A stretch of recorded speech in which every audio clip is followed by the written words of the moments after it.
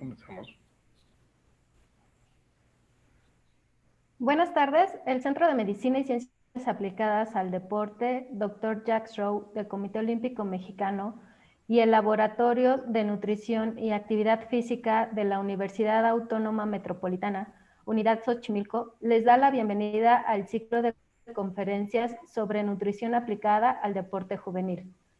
En esta ocasión nos acompaña la maestra María Teresa Cárdenas Gutiérrez, con el tema Nutrición aplicada a atletas juveniles que viven con diabetes. Tere es nutrióloga, egresada de la Universidad Autónoma Metropolitana Xochimilco con la licenciatura de Nutrición Humana. Tiene la especialidad en enfermedades crónicas no transmisibles de origen nutricional por la Universidad de Chile. Es candidata a maestra en Ciencias del Deporte por la Escuela Nacional de Entrenadores Deportivos CONADE.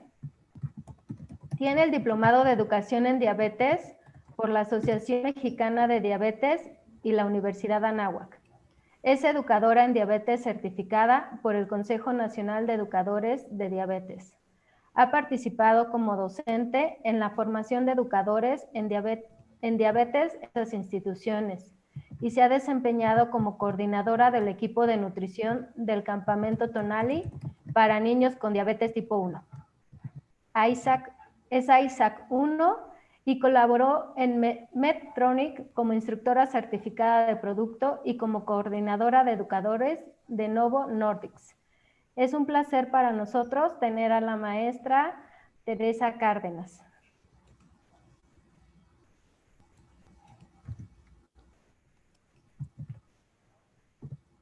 Buenas tardes a todos y todas.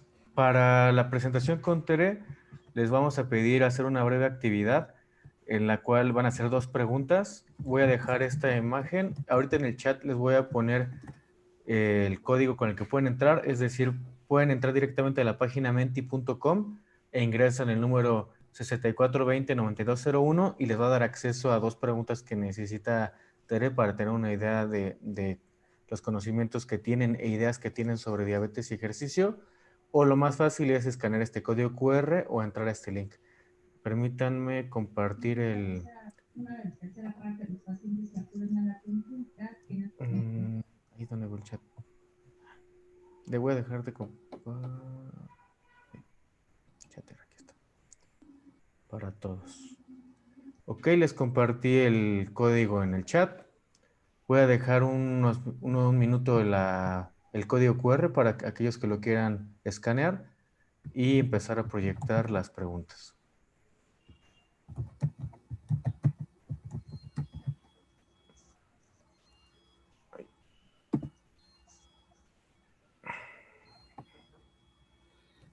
Listo. Voy a empezar a compartirte por si quieres. Ya están empezando a contestar.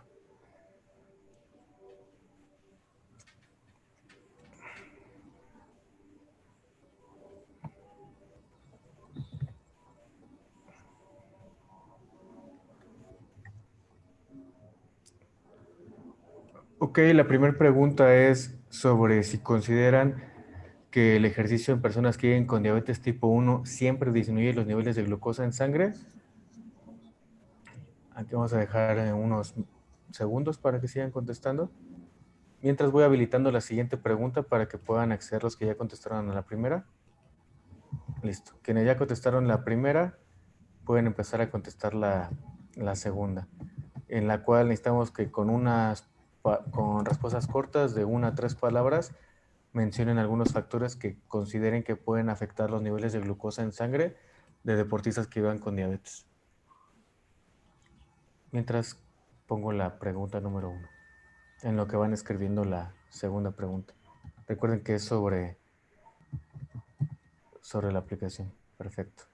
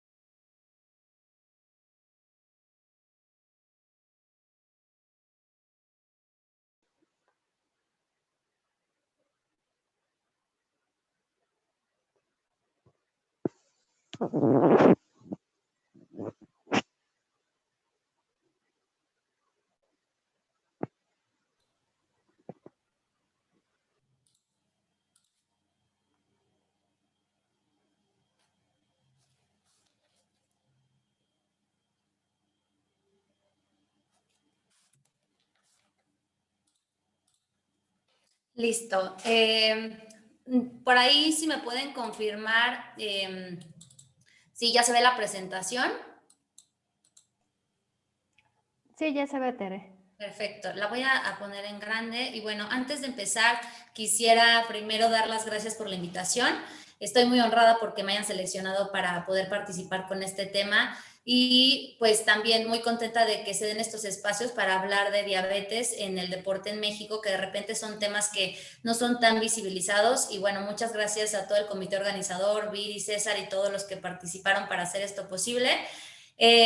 Yo creo que lo más difícil de esta plática del día de hoy fue de seleccionar cuáles eran los temas que tengo que impartir para darles el mensaje que quiero. Es un tema muy amplio, es un tema que requiere de muchos espacios para hablar de muchos temas que son interesantes, pero bueno, voy a tratar de focalizarme en la información para esta sesión y cualquier cosa que los pueda apoyar posteriormente.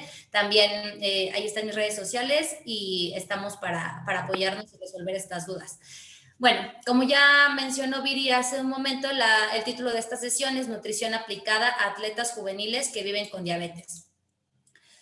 Y antes de empezar a hablar todo lo que tiene que ver con ejercicio, quisiera mencionar cosas básicas, porque a lo mejor algunos de ustedes no necesariamente están en el área de cuestiones crónicas o de condiciones crónicas, por eso quiero hablar sobre cosas básicas y pasar a lo de deporte. Como ustedes saben, la diabetes es una enfermedad que se caracteriza por los niveles elevados de glucosa en sangre y generalmente se va a deber a dos motivos: a que no hay una suficiente secreción de insulina o a que la insulina que se secreta no está actuando de manera adecuada o de manera eficaz. Primero, recordar que la condición es una condición crónica y que además evoluciona. Este es el concepto general que tenemos todos y luego más adelante vamos a ver que no solamente hay un tipo de diabetes.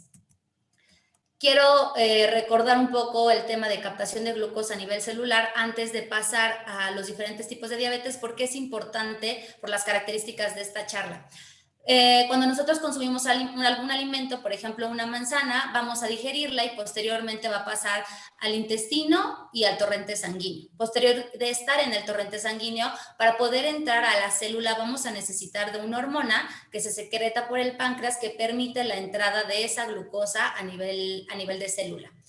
Esto se debe a un proceso un poco más complejo de lo que yo lo explico, tiene que ver con algunos transportadores específicos para que esto ocurra. Es decir, para poder captar la glucosa de los alimentos vamos a necesitar la insulina. Pero por otro lado, tenemos una vía alterna de captación de glucosa de insulina. La primera parte, que es necesaria la insulina, que es justo lo que vemos en esta imagen, y posteriormente tenemos otra manera de poder captar glucosa a través de contracciones musculares, y esto se debe a la activación de transportadores como los GLUT4 y también a la activación de otras proteínas como la MPK. Entonces, en diabetes esto es importante porque esta vía de señalización no está alterada, es decir, los pacientes que cursan con diabetes siguen teniendo activa esta manera de poder captar glucosa. Por esta razón, la mayoría de las veces en ejercicios aeróbicos, cuando el paciente empieza con una glucosa, por ejemplo, de 180, puede terminar con una glucosa más baja, porque independientemente de que en ese momento no haya una aplicación de insulina, el paciente está generando contracciones musculares que permiten que haya esta captación de glucosa independiente de la insulina.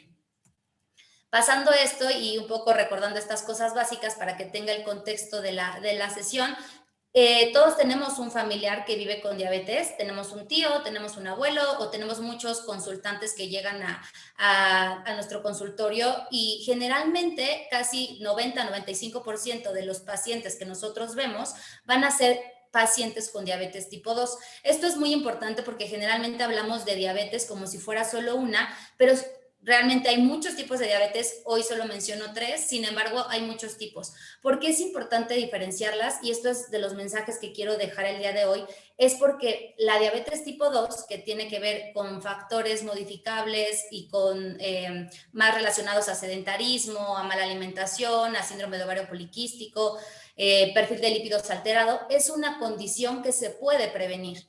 Es una condición que vamos a poder tener estrategias previas para tratar de retrasar su aparición, y generalmente se da más como en adultos y en personas que tienen regularmente exceso de peso. Esto porque es importante, porque la diabetes que vamos a tratar hoy en realidad tiene que ver más con la diabetes tipo 1, que la diabetes tipo 1 es una condición que no se puede prevenir, por lo cual no hay no hay exámenes o no hay una manera de prevenir que esto vaya a pasar y que se pueda detener el proceso del desarrollo de esta condición. Y algo bien importante, es una condición autoinmune. Entonces, diabetes tipo 1, que tiene que ver más con niños y adolescentes o también adultos jóvenes, no se puede prevenir y es una condición autoinmune. Diabetes gestacional tiene que ver con con la producción de hormonas contrarreguladoras y alteraciones durante el embarazo, y digamos, esa no la tocaremos el día de hoy. Pero diabetes tipo 1, como les dije, es una condición autoinmune que se caracteriza por presentarse comúnmente en la infancia, en la adolescencia o en adultos jóvenes. Y lo más importante acá es que en esta diabetes hay una deficiencia absoluta de insulina. Esto se debe a la destrucción de las células betapancreáticas, es decir, al no secretar nada de insulina, vamos a tener que recurrir a utilizar insulina exógena para poder tratar esta condición de salud. Y un ejemplo muy básico es esta explicación por medio de una llave. Las personas que no tenemos diabetes vamos a tener diferentes secreciones. La primera va a ser una secreción que ocurre durante los alimentos, que es una secreción en función a los carbohidratos que consumimos, y también tenemos una secreción que es como si fueran estas gotitas que se secreta durante todo el día. Esa es una secreción basal, ocurre durante todo el día. Y si vemos del otro lado, en diabetes tipo 1 es como si la llave estuviera completamente cerrada. Aproximadamente cuando un paciente es diagnosticado con diabetes tipo 1, solamente va a contar ya con el 20% de su reserva pancreática, perdió el 80%, y ese 20% todavía va a ir disminuyendo hasta que ya no tiene ninguna secreción pancreática de insulina. Ahora, ¿por qué es importante hablar de diabetes tipo 1? Aunque no es tan prevalente como la diabetes tipo 2, realmente ocupa un porcentaje muy pequeño de la diabetes a nivel mundial. Es importante porque es una condición que requiere de un tratamiento interdisciplinario, así como otras, pero específicamente en esta, el consultante va a necesitar apoyo de muchos profesionales de la salud para poder desarrollar una buena calidad de vida. Y de los datos que tenemos, porque no tenemos muchos, vamos a tener dos. Una información que viene del IMSS, que nos dice que aproximadamente hay 5.4 casos nuevos de diagnóstico al año, y los datos que son, digamos, los más confiables o los más actuales, es una iniciativa que se llama Renacer, que está registrando datos longitudinales en pacientes, de manera que estamos obteniendo esta información, y los datos más recientes que publicaron fue entre el 2014 y 2018, donde 965 pacientes se inscribieron a este registro y dieron información que nos permite más o menos conocer la población de diabetes tipo 1 en México. Podemos encontrar que hay mayor prevalencia de diabetes tipo 1 en mujeres, que la edad media al entrar a la base son personas de 21 años, pero la edad media del diagnóstico es menor, y la vemos en la gráfica del lado derecho, donde vemos que el mayor porcentaje es diagnosticado entre los 10 y 14 años, y luego también hay otro gran porcentaje entre 5 y 9 años. Si se dan cuenta, es muy cercano a toda la infancia, a toda la adolescencia, sin embargo se puede presentar posteriormente. Y esto hay que recordarlo, no son tantos los casos como en diabetes tipo 2, que es el 95%, pero es una diabetes que, como veremos en la sesión de hoy, tiene muchas particularidades. Así como vimos en la imagen del grifo, vamos a ver que esta secreción de insulina tiene dos maneras. Una es la basal, que la función de la secreción basal es mantener la glucosa por debajo de 100 durante todo el día, y luego tenemos la secreción pulsátil o bolos, que se secreta antes de cada comida, y básicamente es para reducir los niveles de la producción de glucosa hepática y para almacenar los nutrimentos. ¿Y por qué me enfoco tanto en esto? Porque, bueno, para poder darle un tratamiento a alguien que tiene diabetes tipo 1, vamos a necesitar imitar la función del páncreas. ¿Cómo lo vamos a imitar? Con insulina que se inyecta de diferentes maneras. Tenemos 3 opciones. La primera es inyectar una insulina a partir de jeringas y un vial, que es como el que vemos del lado izquierdo. También tenemos ya la opción de inyectar insulina por medio de plumas que vienen con cartuchos precargados, la mayoría ya son desechables. Y finalmente también tenemos la opción de tener bombas de insulina que básicamente son unos aparatos que tienen un cartucho con insulina adentro, y esta microinfusora va a estar conectada al paciente por medio de una cánula para estar secretando microdosis durante todo el día a los pacientes, y también requiere menos número de inyecciones porque pues básicamente se encuentra pegada al cuerpo su cánula. Por lo cual, para poder imitar la secreción de insulina del páncreas o de un páncreas que no tiene diabetes, vamos a tener que ocupar diferentes esquemas de insulina. Y esta tabla básicamente incluye todos, pero quiero focalizar que el paciente va a requerir de 2 tipos de insulina, la basal y la de bolos. Basal, como ya vimos, es la de todo el día y básicamente son las que se encuentran en la parte de abajo, como Levemir, Lantus o Tresiba. Esta insulina va a ser prácticamente muy estable porque no tiene un pico. Pero por otro lado tenemos a las insulinas que están en la parte de arriba, que empiezan a actuar mucho más rápidamente, y como actúan más rápidamente son las que se inyectan cuando vamos a consumir alimentos. Y por ejemplo, la Humalog, la Novorapid o la Shorant van a ser insulinas que tienen un pico.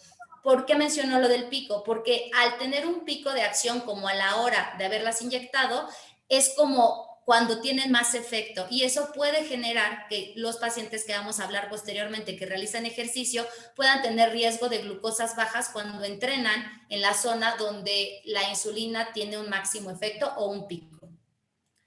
Las recomendaciones de ejercicio, cuando no hablamos de atletas, como lo vamos a hacer más adelante, es que las personas que viven con diabetes tipo 1, ya sean niños o adolescentes, entrenen 60 minutos al día. Esto no es como para atletas, sino para personas, para niños que queremos que se mantengan en un estado saludable y que puedan tener los beneficios del ejercicio. 60 minutos al día de ejercicios aeróbicos, pero también hablamos también de días de ejercicios que fortalezcan los músculos y los huesos. Es importante, no solo hablamos de ejercicio cardiovascular, sino de los 2 ejercicios para que puedan tener el beneficio de ambos. Ahora, algo muy importante, cuando pensamos en alguien que se va a tener que inyectar una insulina para todo el día y luego una insulina antes de cada comida, parecería que a lo mejor va a requerir mucha atención, y que personas que se inyectan 3, 4, 6 veces al día, a lo mejor no van a poder hacer sus actividades básicas o las normales de la misma manera.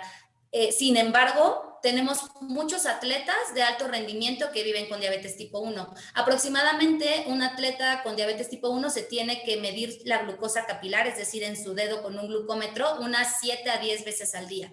Entonces, o puede ser más. Tenemos a atletas que, además de estar haciendo toda la parte de entrenamiento, seguramente también son estudiantes, tienen que estar tratando de imitar todo el día la función de su páncreas por varias inyecciones, y para poder decidir cuánto se van a inyectar, además van a tener que medir su glucosa unas 10 veces. ¿Quiénes son los deportistas que están a nivel mundial? Tenemos en específico un equipo muy importante que es el equipo de Novo Nordisk, que son ciclistas, y la característica que tienen es que todos viven con diabetes tipo 1 y están haciendo las carreras más importantes de ciclismo, llevando el mensaje que no hay ninguna limitación para realizar ejercicio aún viviendo con diabetes tipo 1. Tenemos algunos otros deportistas como Nacho, que juega en un equipo español, y que también, digamos que al inicio de su diagnóstico le dijeron no vas a poder volver a jugar fútbol, y bueno, terminó en este equipo. Y finalmente tenemos también otros casos como David Cassino, que ganó 4 medallas de oro y que es un representante importante a nivel mundial de diabetes tipo 1.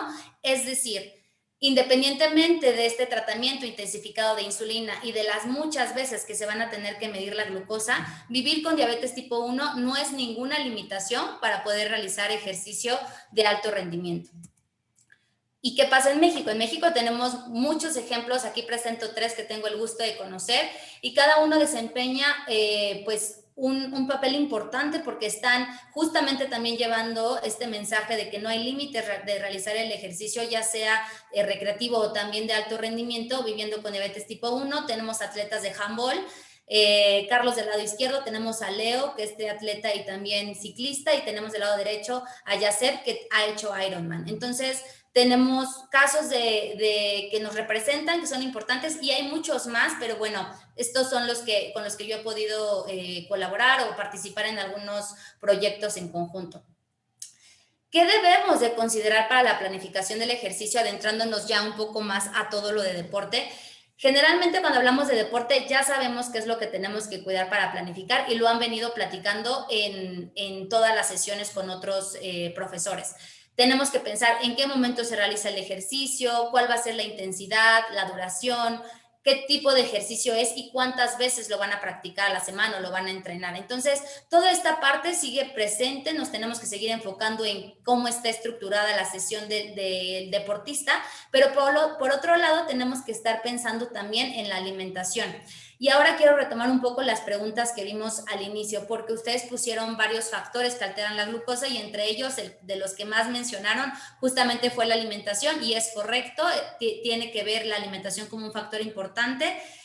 También mencionaron el tipo de ejercicio, la intensidad, y en individuos con diabetes siempre hay que estar considerando dos valores importantes. La glucosa antes de entrenar, que la única manera de saberlo es midiéndola en glucosa capilar o con sensores de glucosa, y también saber cuánta insulina activa tiene. El concepto de insulina activa es cuánto de la última insulina que se pusieron, de la última insulina rápida, de esta que les mencioné que actuaba más rápidamente y que tenía un efecto importante como a la hora de haberla inyectado, cuánto de esa insulina tienen activo en su cuerpo, porque cuando entrenamos en esa zona tenemos que tomar otras consideraciones. Entonces, el paciente que comió a las 2 de la tarde y quiere entrenar un partido a las 3, va a tener que tomar precauciones porque la inyección fue a las 2 de la tarde y a las 3 de la tarde es cuando está en un mayor efecto su insulina.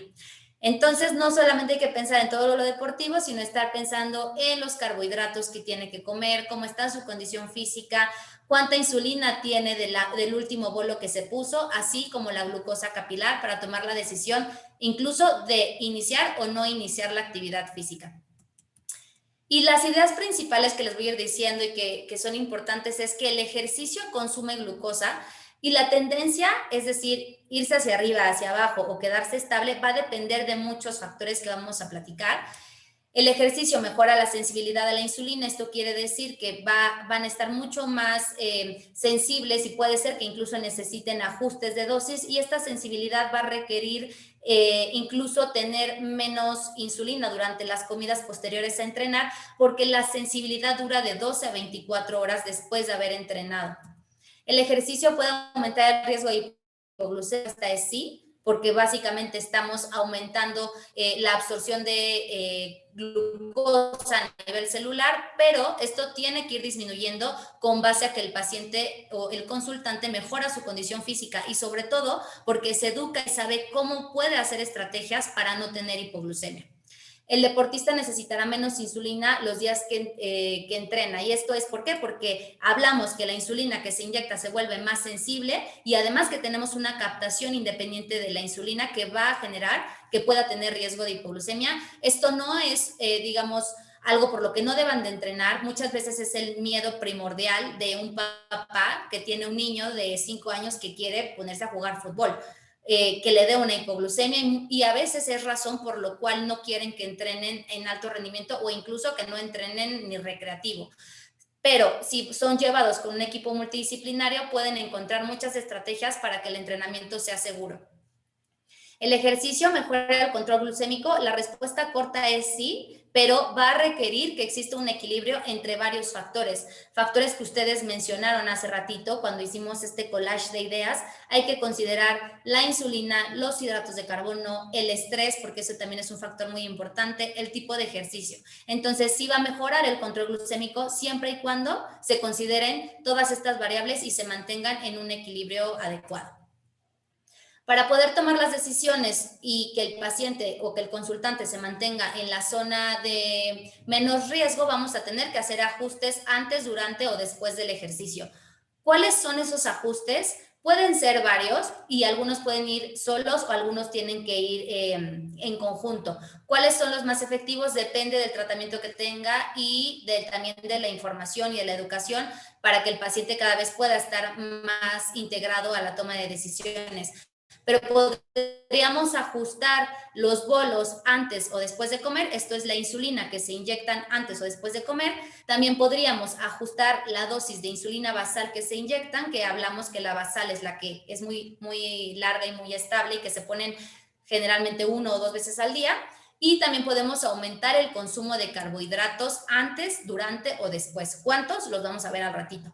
Y probablemente, si la actividad fue muy cercana a la hora de dormir o, digamos, está muy cerca de horas, por ejemplo, si tú entrenas a las 5 de la tarde, es muy probable que tengas una hipoglucemia entre 7 y 11 horas después. Entonces, si entrenaste a las 5, como a las 12 de la noche, entre 12 y 3 de la mañana, podrías tener una hipoglucemia porque es cuando hay mayor riesgo. ¿Cómo lo vamos a evitar? Dando una colación nocturna. Y finalmente, algo muy importante. La única manera de saber cómo se encuentra la glucosa en un paciente es que se mida. Y el ejemplo más básico, si nosotros tenemos un carro que tiene gasolina, no sabemos si el tanque está lleno, vacío o a la mitad, si no vemos el medidor de cuánta gasolina tiene. Y en diabetes es lo mismo. Aunque el paciente pueda tener sensaciones y más o menos pensar en qué glucosa se encuentra, tiene que rectificar cuáles son los niveles de glucosa reales para poder tomar decisiones, sobre todo antes de hacer ejercicio. Y vamos a tener 2 esquemas. Uno puede ser que se mida la glucosa capilar por medio de un glucómetro o que ocupen tecnología más avanzada, que son sensores de glucosa, que van a estarles dándoles datos durante cada 5 o 10 minutos, dependiendo del tipo de sensor que tengan, y esto nos va a permitir tener más valores durante el día. Entonces, solo para aclarar, para quien no tenga tan cercano este concepto, el monitoreo continuo de glucosa se mide a través del líquido intersticial, por lo cual la glucosa que estamos midiendo ahí siempre va a ir un poquito desfasada, va a ir como unos 10 o 15 minutos atrasada. Esto no quiere decir que no sea un valor que podamos utilizar, pero lo vamos a utilizar cuando la glucosa sea lo más estable, cuando tengamos que tomar decisiones de hipoglucemia o tengamos que corroborar hipoglucemias que nos diga el sensor. Lo ideal es corroborar en sangre capilar, es decir, con un glucómetro.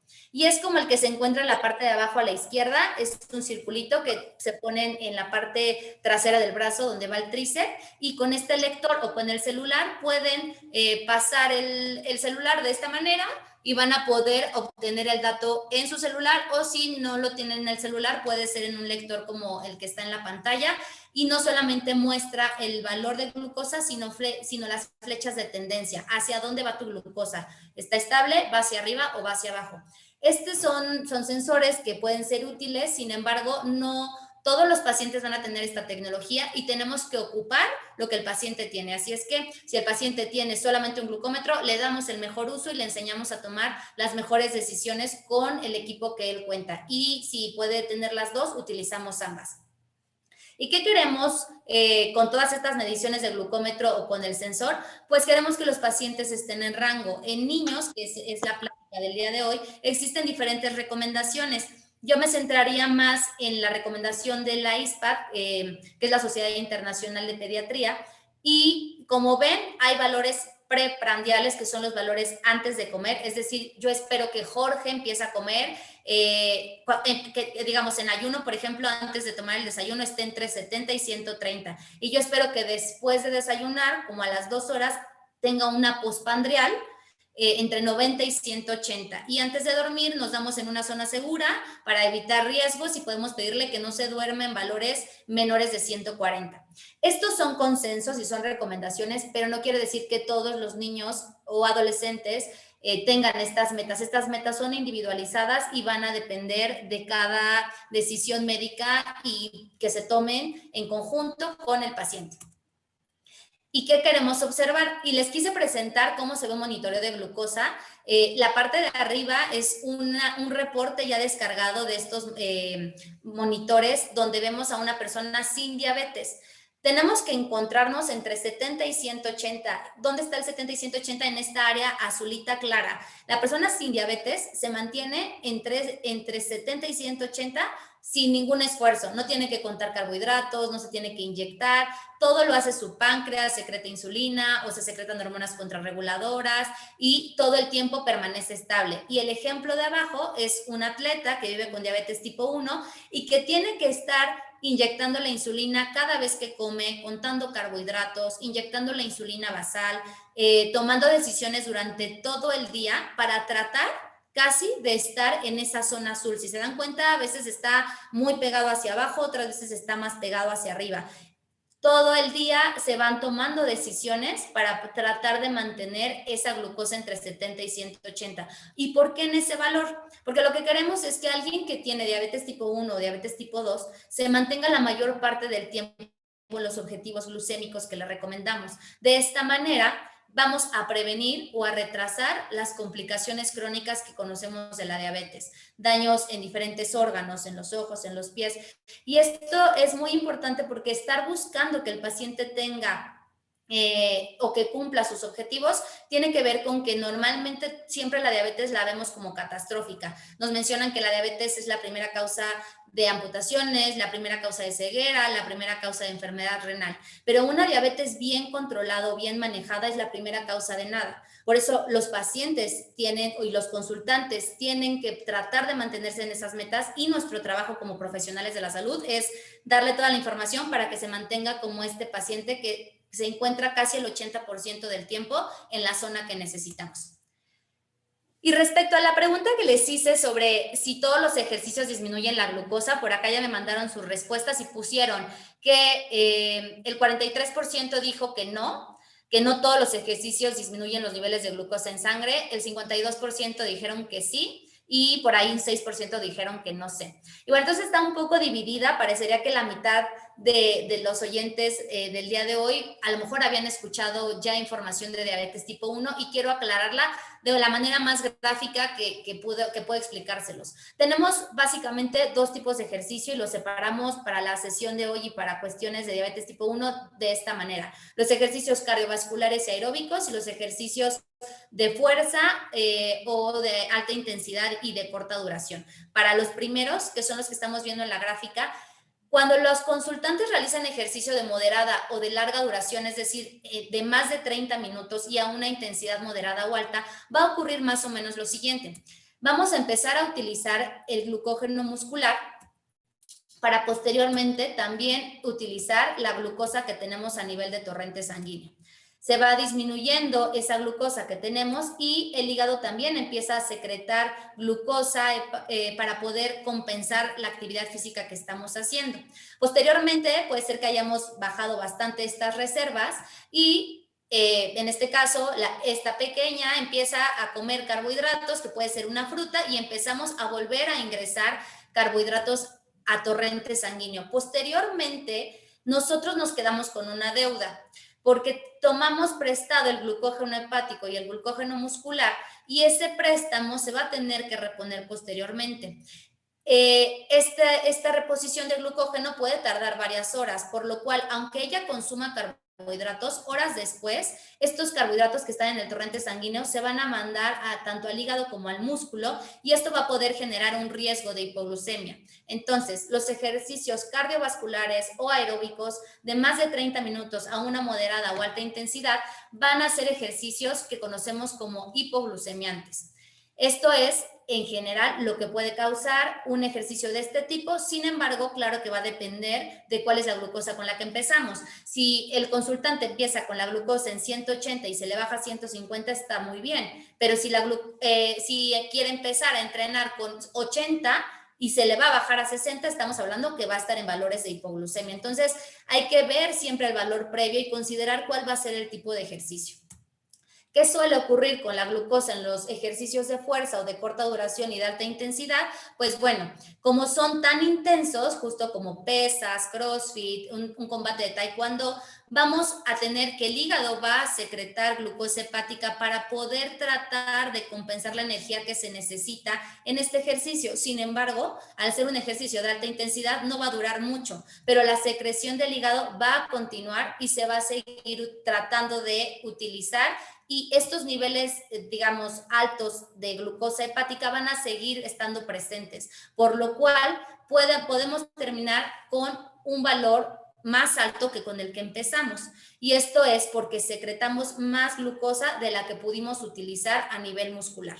Entonces, no todos los ejercicios van a disminuir los niveles de glucosa en sangre. Algunos los van a poder subir, específicamente los que estamos platicando en este momento, por lo cual vamos a poder elegir con qué ejercicio podemos empezar un entrenamiento. ¿Y a qué me refiero? Si el paciente está como en 100 de glucosa y no queremos que se le baje más, a lo mejor podría consumir una colación pequeña y empezar con ejercicios de fuerza para tratar de que esa glucosa no se baje, como si empezáramos con un ejercicio cardiovascular, que siempre van a tener más tendencia de bajar la glucosa. Esto es importante porque el atleta va a tener que decidir en ocasiones con qué tipo de ejercicio empezar, y en ocasiones no se puede elegir porque es la sesión que le tienen programada, e incluso, por ejemplo, si está cercano a un partido o a un combate de taekwondo y su glucosa está arriba, es muy probable que el mismo combate eleve más la glucosa por las razones que estamos platicando y por el estrés de la competencia. Entonces, hay que considerar todo esto para tomar las estrategias que el paciente requiere para tratar de tener los niveles de glucosa lo más estables posibles, en este caso del tema de hoy, para poder competir o para poder entrenar. La variabilidad glucémica en respuesta a los diferentes tipos de ejercicio básicamente son las imágenes que vimos hacia atrás, pero si se dan cuenta va a dependiendo de la duración de la actividad y dependiendo si el ejercicio es más con tendencia aeróbica o ejercicios de fuerza, la glucosa se va a ir moviendo en ese sentido, por lo cual ejercicios como sprint, halterofilia van más con tendencia hiperglucémica, y ejercicios de larga duración como maratón o natación podría ser con más tendencia hipoglucémica. ¿Y dónde se quedan los ejercicios mixtos o de equipo o de raqueta? Se van a quedar como a la mitad. Ahora, no todos los deportes van a ser iguales, algunos van a ser continuos o algunos van a tener pausas para tomar descansos, y en las pausas podemos tomar acciones para seguir controlando o manejando de la mejor manera los niveles de glucosa. Esto será posible en los deportes que haya pausas. Y en los que no haya pausas, pues tendremos que hacer los ajustes previo a que la competencia o el entrenamiento empiece. Podemos tener a un ciclista que va a recorrer muchos kilómetros y probablemente no va a detenerse para tomar su glucosa o para medir su glucosa a nivel de sangre capilar, y entonces tenemos que hacer toda la selección o toda la planificación antes de que vaya a la competencia. ¿Qué queremos hacer? Los deportistas, además de estar en el performance deportivo, están imitando todo el tiempo la función del páncreas para inyectar más o menos insulina o para comer más o menos carbohidratos y poder entrar a una sesión lo más estables posibles. Y la pregunta que siempre hacemos, entonces, ¿cuáles son los rangos en los que pueden empezar a entrenar? Esta tabla es específicamente para población pediátrica. Hay otras tablas que incluyen otros datos y es para otras poblaciones. Y bueno, lo importante acá es que estando entre 126 y 252 de glucosa, básicamente podemos decir que se puede empezar a hacer el ejercicio sin ningún riesgo.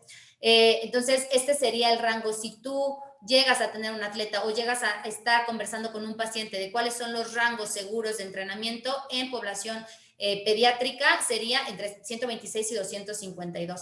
¿Qué pasa cuando está un poco más abajo? Entre 90 y 124 sí vamos a necesitar consumir entre 10 y 20 gramos de carbohidratos en ejercicio aeróbico. ¿Por qué aeróbico? Porque dijimos que la tendencia va para abajo. ¿Qué se puede comer? Cualquier cosa que tenga entre 10 a 20, puede ser una manzana, puede ser algún yogurt o jugo, dependiendo de las características de la alimentación que tenga.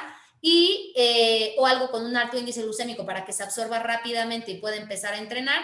¿Y qué pasa cuando estamos por debajo de 90? Por debajo de 90 ya estamos muy cerca de una hipoglucemia que es 70, por lo cual vamos a requerir entre 10 a 20 gramos de carbohidratos. No se realiza en ese momento ejercicio, lo tomamos, y hasta que estemos por arriba de 90 empezamos con la actividad física. ¿Por qué? Porque queremos sacarlo de esa zona de riesgo, sobre todo en ejercicios aeróbicos. Y esto, bueno, se tiene que personalizar. ¿Qué pasa con los valores altos? Porque, bueno, generalmente los pacientes pueden tener días muy altos, a veces días muy bajos, porque digamos que su glucosa es como una montaña rusa, que todos los días va arriba y va abajo y ningún día es igual. Cuando los valores son de más de 250, para redondear el número, tenemos que considerar si esa hiperglucemia es posterior a los alimentos, pues podemos pensar que es una hiperglucemia en respuesta al postpandrio. Pero si no hay una explicación específica y todo el día ha permanecido alto o viene con esta tendencia a la alta, lo adecuado es medir cetonas. Seguramente has escuchado este concepto, pero si no lo conoces, las cetonas son producto de utilizar las grasas como fuente de energía y es el desecho. Este desecho se puede medir a través de tiras de cetonas en sangre o tiras de cetonas en orina. ¿Por qué es importante medir cetonas? Porque si el paciente tiene más de 0.6 milimoles, se van a requerir acciones para poder empezar a entrenar. Es decir, vamos a inyectar insulina rápida para que esa glucosa empiece a bajar. También va acompañada de hidratación y algo de hidratos de carbono para que se absorba esa insulina, esa glucosa por medio de la insulina que se inyectó, por lo cual los valores en los que tenemos que empezar a tomar decisiones un poco más concretas es cuando el valor está por arriba de 250. Por lo cual parecería indispensable que todos los profesionales de la salud sepamos medir la glucosa, por si en algún momento cualquier atleta o cualquier consultante no puede medir su glucosa por alguna razón, podemos utilizar un glucómetro. Esa es la invitación, que lo practiques. Si no tienes la práctica de cómo usar un glucómetro, pues bueno, es importante que cuentes con esta experiencia. Y ya que tenemos al paciente, que sabemos que tiene diabetes tipo 1, que se inyecta varias insulinas y que se tiene que medir la glucosa, tenemos que pensar a nivel nutricional cuáles son las estrategias adecuadas para que el paciente tenga los rangos más adecuados posibles en glucosa y además que tenga un buen crecimiento, que tenga una buena salud física y que dé el desempeño deportivo que queremos. Si te das cuenta, en esta tabla se sugiere cuáles son los carbohidratos y requerimientos energéticos para diferentes momentos o para diferentes objetivos, tanto actividad normal y pérdida de peso. Pero en entrenamiento se requiere por lo menos dar entre 50 y 55%. Si lo ves comparado con una actividad normal, damos un poco menos de carbohidratos, como un 45 e incluso podría ser a lo mejor ligeramente menos dependiendo de cada caso. Pero cuando los consultantes con diabetes tipo 1 hacen ejercicio, necesitamos por lo menos dar entre el 50 y el 55% para poder dar los carbohidratos necesarios para su desarrollo, pero también para el tema deportivo. Hay que conocer cuál es la demanda de energía basal y además por el ejercicio que están realizando y ocupar los carbohidratos necesarios para que en el inter de los entrenamientos o en el inter de la competencia rindan de la mejor manera posible y obviamente ajustaremos los niveles de insulina de acuerdo a la situación particular de cada quien. Pero ¿cuántos carbohidratos le doy? Más o menos por una hora de ejercicio, cuando se hace una intensidad baja, podemos dar entre 10 o 20 gramos de carbohidratos, que estos son poquitos, y si no queremos estar como en este rango amplio de 10 o de 20, podemos calcularlo por kilogramo de peso. Entonces podemos hacer por 0.3 o por 0.2 y esos serían los carbohidratos a una intensidad baja. Intensidad media suben un poco los carbohidratos y también lo podemos hacer por 0.4 o finalmente intensidades más altas, que estamos hablando realmente ya de ejercicios vigorosos y de larga duración. Podemos incluso pensar hasta 50 gramos, que no se dan todos de tajo, los vamos repartiendo cada media hora o cada hora de duración del ejercicio. Por ejemplo, en una carrera de ciclismo lo podemos ir dividiendo, pero prácticamente es mantener las necesidades de hidratos de carbono suficientes para que dé el rendimiento y tampoco no llegue a sus objetivos porque haga falta esta inserción de carbohidratos. Este slide que nos recuerda que en deporte pues siempre estamos cuidando el antes, el durante y el después, y en diabetes y deporte estamos cuidando los mismos momentos, pero además todo el tiempo estamos atrás de una glucosa adecuada. Antes de estar entrenando como unas 3 o 4 horas antes, podemos requerir granos enteros con bajo contenido de grasa en la comida, hidratos de carbono de bajo índice glucémico porque todavía la competencia está lejana y lo vamos a mezclar con grasas y con proteínas. Inmediatamente antes, dependiendo de la duración del ejercicio, ¿podemos pensar en dar carbohidratos? Sí, pero siempre vamos a medir la glucosa antes y a tomar decisiones con base en eso. Durante la actividad, como lo vimos también en la diapo pasada, depende de cuánto dure la actividad y depende de la intensidad, vamos a poder dar carbohidratos y lo mismo. Si es ejercicios cardiovasculares o aeróbicos, vamos a tener mucho más cuidado en dar carbohidratos, a diferencia de ejercicios más de fuerza en los que probablemente no se requieran carbohidratos, pero esto es individualizado. Si el paciente los requiere, se les da. ¿Cómo lo vamos a saber? Monitoreando su glucosa en varios entrenamientos. Inmediatamente después, si la comida se va a alejar mucho de la competencia, podemos pensar en una colación para evitar riesgo de hipoglucemia y posteriormente ingresar los carbohidratos necesarios. Si no va a ser comida pronto, podemos incluir una fruta, algún lácteo o alguna barra y posterior dar una carga mayor de carbohidratos en la comida. Y finalmente, 1 o 2 horas después, tener también este cuidado de los carbohidratos, de las grasas, y considerar tal vez una colación nocturna para antes de dormir. Sobre todo si está iniciando ejercicio y de repente le dan como mucho miedo las hipoglucemias, podemos estar ocupando esa técnica y después a lo mejor nos daremos cuenta que no es tan necesario una colación tan grande, sobre todo si se ajusta la insulina.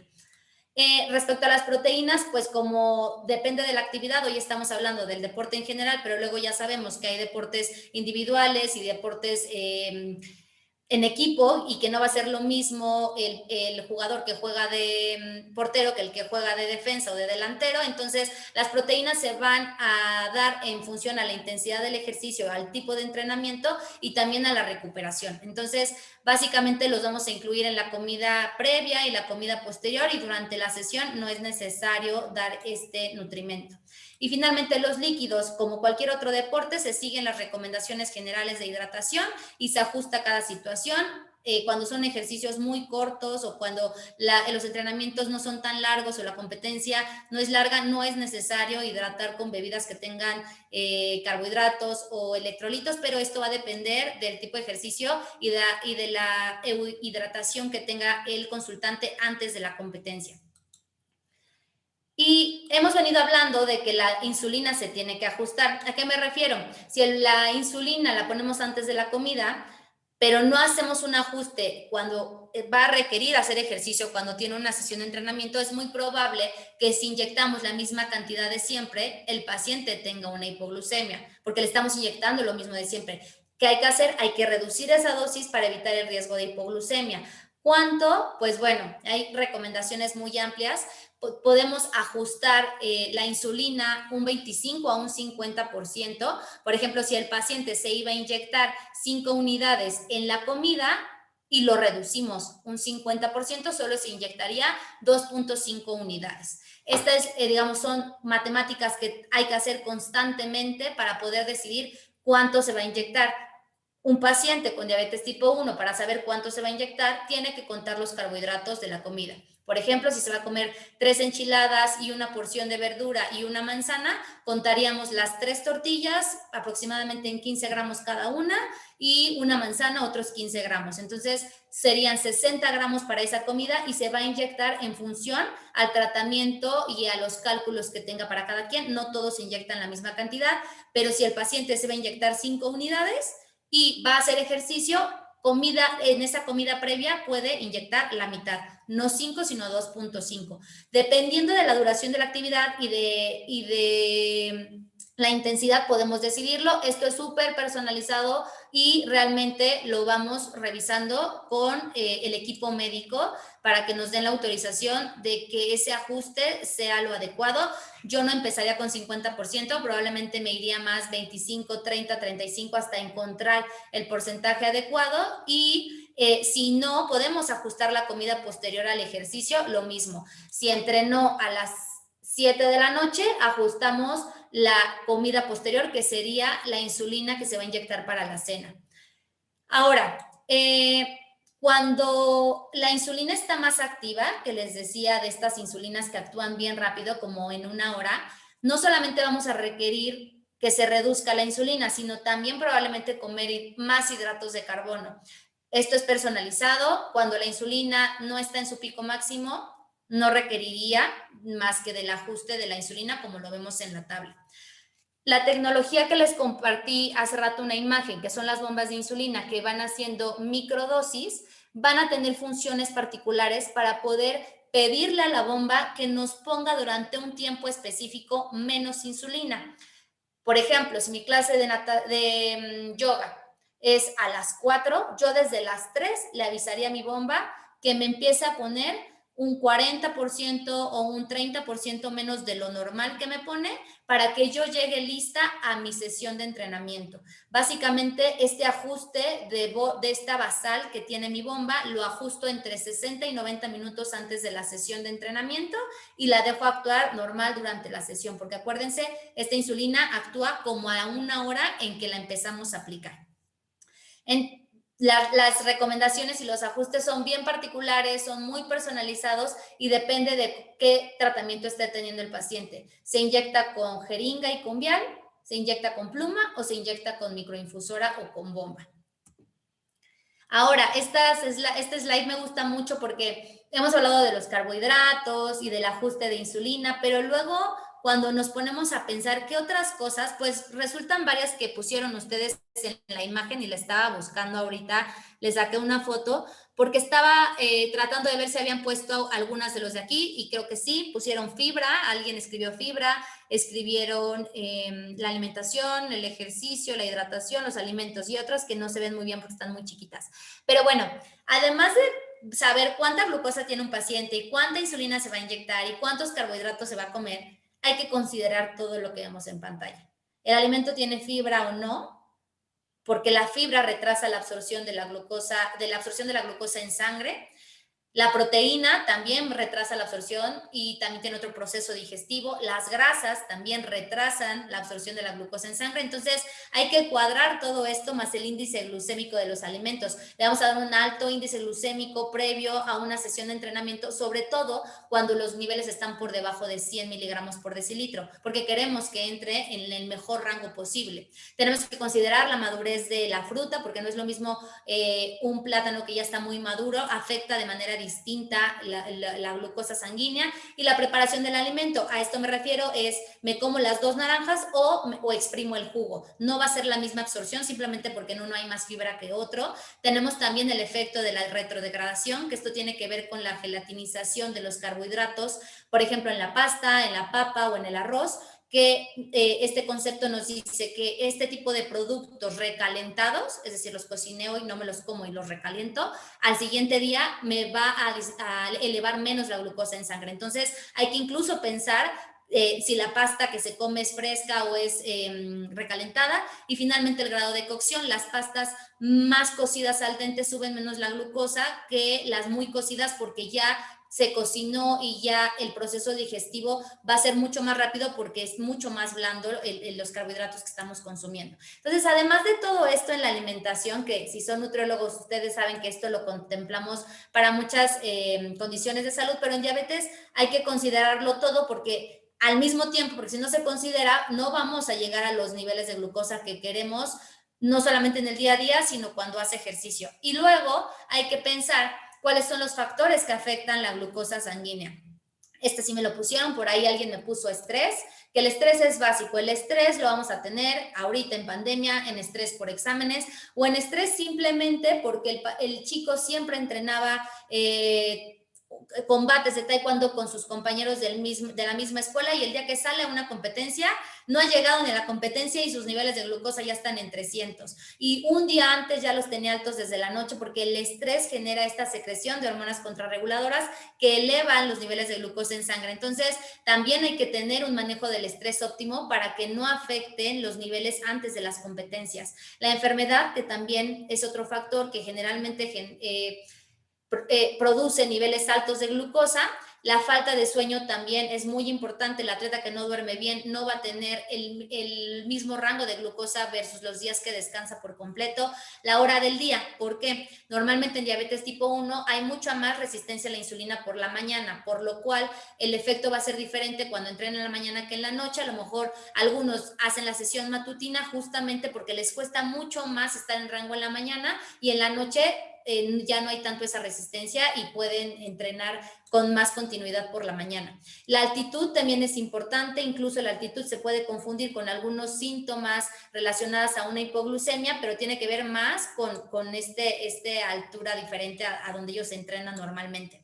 La temperatura también no es lo mismo correr en la Ciudad de México que correr a una altura de nivel del mar y con mucho calor en Acapulco, porque vamos a perder más agua y el nivel de hidratación no va a ser el mismo, y también la cantidad de agua corporal puede mover la glucosa hacia un lugar o hacia otro, entonces hay que tener esta consideración, así como el ciclo menstrual. Es muy común que cada mujer tiene particularidades diferentes en la menstruación, algunas les sube la glucosa, algunas les baja la glucosa. Ahí digamos que hay que estar viendo el calendario de cada mujer, y la hidratación, que también es muy importante, mantener los niveles adecuados antes, durante y después de la sesión de entrenamiento o la sesión o la competencia. Y las complicaciones, hay una complicación que es la gastroparesia, que en esta situación de mucho control glucémico puede presentarse, y es que la absorción de los alimentos tarda más de lo habitual. Entonces, a un atleta que le damos un suplemento, por ejemplo, un gel de glucosa, no lo va a absorber igual que alguien que no tiene gastroparesia. Y esto es por la alteración que ocurrió ya a nivel de nervios. Hay que considerarlo también en nuestros atletas. Y finalmente, el entrenamiento del intestino, y esto tiene que ver con estar justo dándoles carbohidratos en diferentes cantidades tanto en el entrenamiento como en las competencias, pero ya la competencia estamos hablando de que se probaron esa tolerancia a los carbohidratos, que estuvimos acompañando a los atletas o por lo menos dándoles las recomendaciones desde antes para que estén fraccionando los carbohidratos y viendo la tolerancia gástrica a esos carbohidratos para poderlos aplicar en el día de la competencia. Es decir, no hacemos nada raro o nuevo en un día de competencia sin haberlo practicado antes.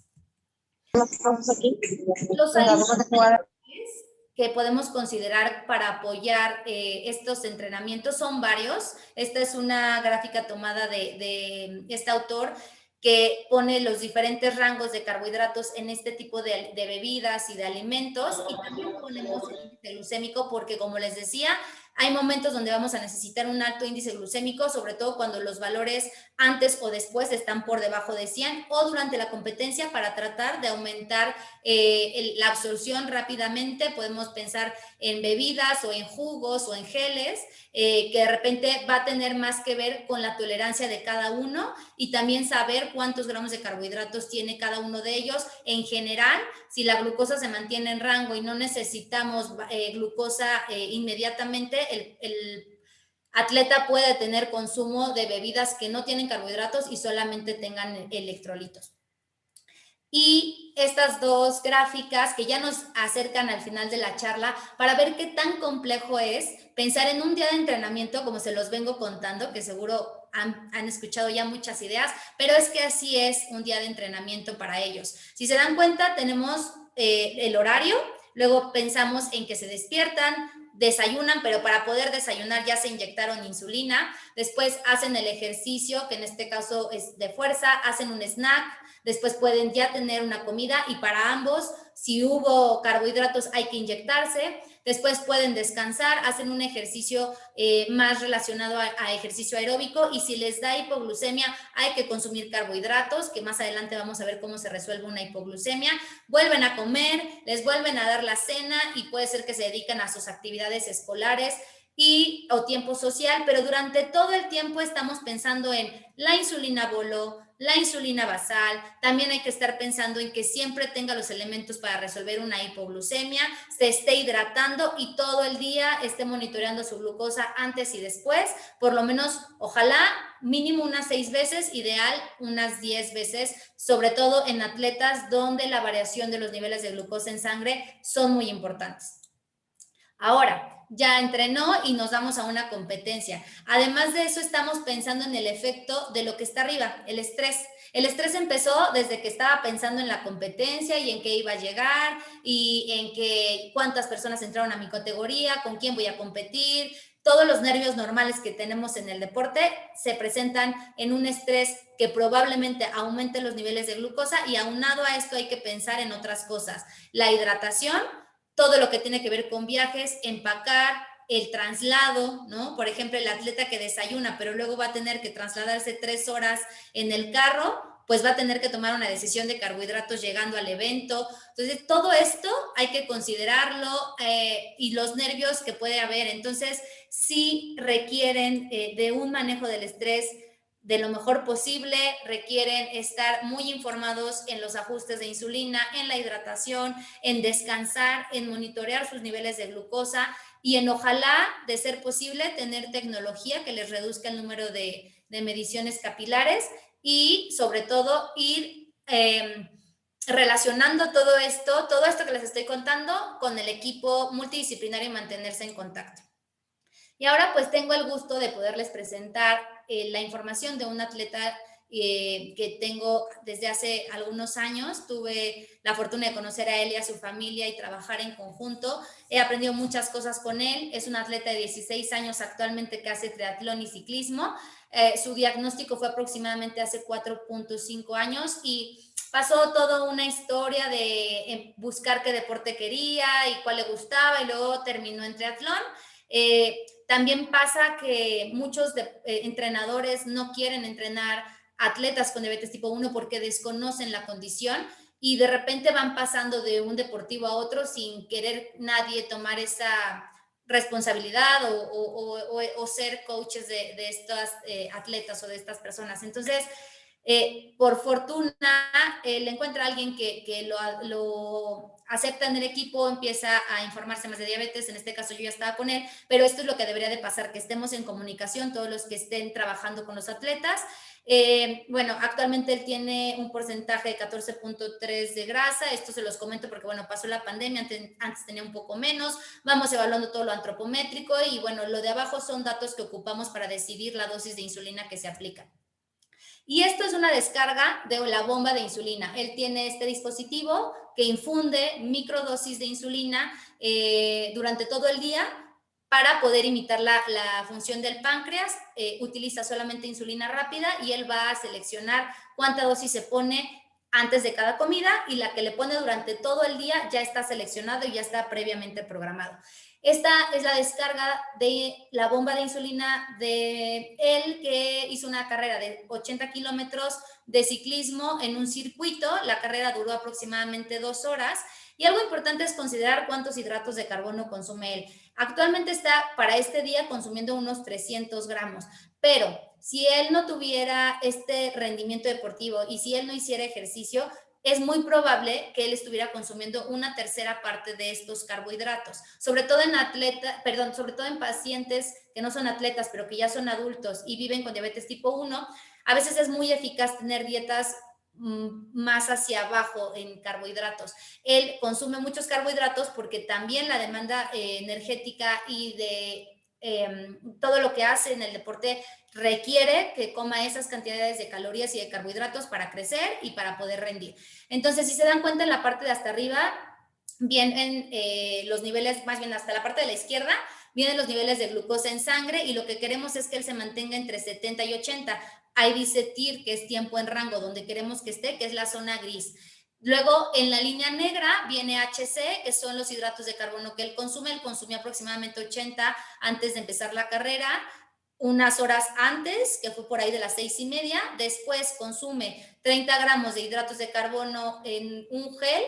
Antes de la competencia ya registra con un corazoncito que se ve ahí que va a empezar a hacer ejercicio y durante la carrera se hidrata con suero y con NUN. Posteriormente tiene una colación, todavía no iba a comer, tiene una colación para evitar hipoglucemia y posteriormente ya van, en este caso fue a un restaurante y consumió 100 gramos de hidratos de carbono. En una persona que tiene diabetes tipo 1 y que no hace ejercicio, estos 100 gramos serían muchos.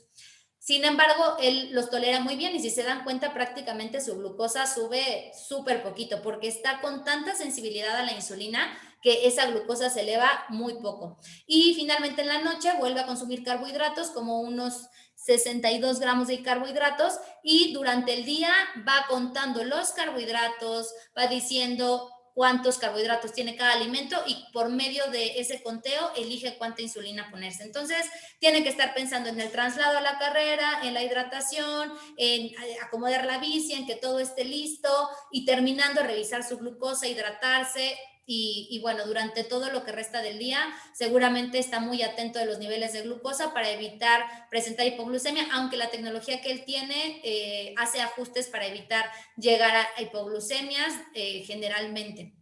Por lo cual, pues es un dispositivo que es muy útil cuando se entrena. Sin embargo, hay muchos atletas que no tienen bomba de insulina y también tienen un manejo óptimo. Entonces, todo esto es lo que pasa en un día de una carrera, en lo que hay que programar todas estas características. Y bueno, ya finalizando, me puse a pensar cuáles son los conocimientos y las habilidades básicas que debe de tener alguien que quiere estar más dentro de este mundo de la diabetes, sobre todo diabetes tipo 1, deporte. Y pues bueno, como nutriólogo, médico, entrenador, quien quiera como sumarse a estos equipos en diabetes tiene que saber temas de fisiología de diabetes, fisiología de diabetes más diabetes y ejercicio, la farmacodinamia de las insulinas, analizar los monitoreos capilares, analizar el monitoreo continuo de glucosa, analizar los reportes de bomba como el que acabamos de ver.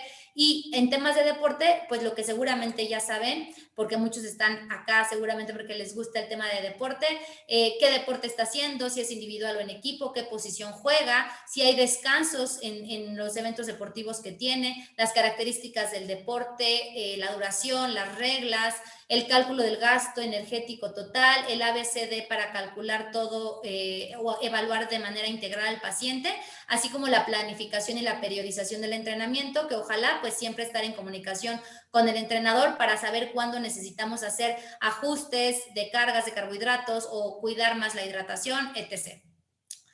Y bueno, para que todo esto funcione, un paciente con diabetes tipo 1, tipo 2 o de cualquier tipo de diabetes tiene que tener educación en diabetes, que básicamente es que el paciente adquiera todas las habilidades y los conocimientos para ponerlos en práctica en su día a día. Es muy correcto que nosotros estemos muy informados, pero quien tiene que tener esa información y aplicarla es el paciente. Tiene que formar parte del proceso activo y él es el que toma las decisiones cada día. En deporte es importante que la familia, que los cuidadores primarios y que el atleta tengan mucha información de qué hacer en cada caso. Y aunque hay muchas cosas que enseñar en pacientes a nivel educativo, algo muy básico y que ustedes también se pueden llevar de mensaje el día de hoy es qué hacer si mi atleta tiene valores bajos de glucosa. ¿Qué es una hipoglucemia? Son valores por debajo de 70. Lo vamos a medir con el glucómetro. Ojo, ideal tener por ahí siempre un glucómetro en los consultorios o en los centros deportivos, y pueden haber síntomas característicos o pueden no haberlos. Puede ser que alguien tenga menos de 70 y no tenga no tenga síntomas. ¿Qué síntomas va a presentar? Palidez, temblor, debilidad, sudor frío, hambre, mareo, entre otras cosas. ¿Qué tenemos que hacer? Si los niveles están bajos, se puede deber a varias razones, porque se inyectó más insulina de la que debía y no la ajustó, porque comió menos carbohidratos de los que debía o contó mal los carbohidratos, porque hizo más ejercicio del que pensó o no tenía planificado y se puso a hacer una reta de fútbol, por bebidas alcohólicas que también generan hipoglucemia o porque hizo un entrenamiento más intenso, como lo había dicho antes. Entonces, estas son las razones por las cuales alguien puede tener hipoglucemias.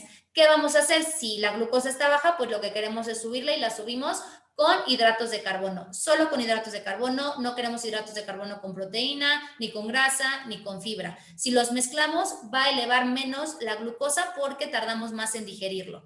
¿Dónde hay 15 gramos de hidratos de carbono? En un brick de jugo, le leemos la etiqueta y vemos que tenga 15 o que tenga 16. Le podemos dar miel, le podemos dar caramelos o tabletas de glucosa que se llaman Dex4.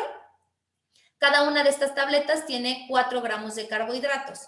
Hay que medir, esta regla se llama la regla de los 15 por los 15. Damos 15 gramos de carbohidratos y medimos en 15 minutos. ¿Por qué? Porque no solamente deben de comer carbohidratos y regresar al partido, regresar al entrenamiento. Lo que tienen que hacer es tomar estos carbohidratos y esperar a que se solucione la hipoglucemia. ¿Cómo sabemos si se resolvió? Si los valores a los 15 minutos son por arriba de 100, podríamos decir que se resolvió y puede comer una colación extra si la comida más cercana es después de 1 hora. Puede comer un yogurt, un sándwich, un pan con crema de cacahuate, solo si la comida está muy lejana. Pero si comió los 15 gramos de carbohidratos y se esperó 15 minutos y la glucosa no subió por arriba de 100, debería de esperarse y volver a repetir la regla. Es decir, se come otros 15 gramos y se espera otros 15 minutos. Ojo, tengo la experiencia que me compartió justo un atleta de handball que vive con diabetes tipo 1, que me mencionaba que en una ocasión él tenía una hipoglucemia y le pidió a sus compañeros que le trajeran un refresco para poderse sentir mejor. Él ya no podía ir, ya estaba muy débil, ya estaba muy cansado, y sus compañeros fueron a la máquina de refresco y le trajeron un refresco light, porque eso era lo que ellos siempre veían que él tomaba, refresco, digamos, sin azúcar.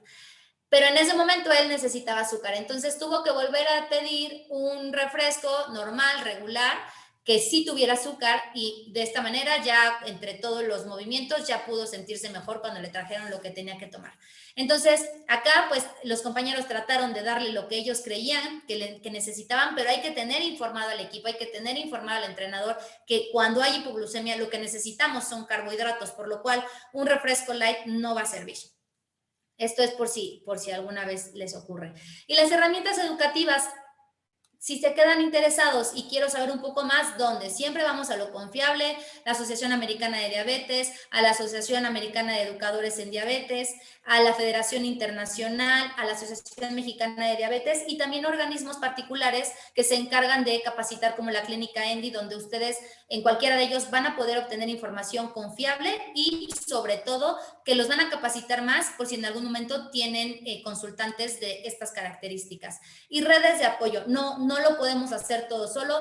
Yo tengo ya la experiencia de haber trabajado sola en el sentido como de tener pacientes por mi cuenta, y actualmente trabajo en un equipo multidisciplinario con personas que admiro mucho, pero sobre todo que me enseñan y que confiamos unos en otros. De esta manera es mucho más fácil integrarte a un equipo que tenga psicóloga, endocrinóloga o endocrinólogo y a una educadora en diabetes, que te permita tomar decisiones en conjunto y que sobre todo el paciente sea el que avanza más. Definitivamente las redes de apoyo como un equipo interdisciplinario o los campamentos, grupos de apoyo y apoyarnos obviamente en la familia y terapia psicológica permite que los pacientes tengan más adherencia. Y dentro de los proyectos que hay más importantes para niños con diabetes tipo 1 es el campamento Tonali. Hay algunos otros campamentos que también están a nivel nacional. Este está en el Distrito Federal y está hecho por la Asociación Mexicana de Diabetes.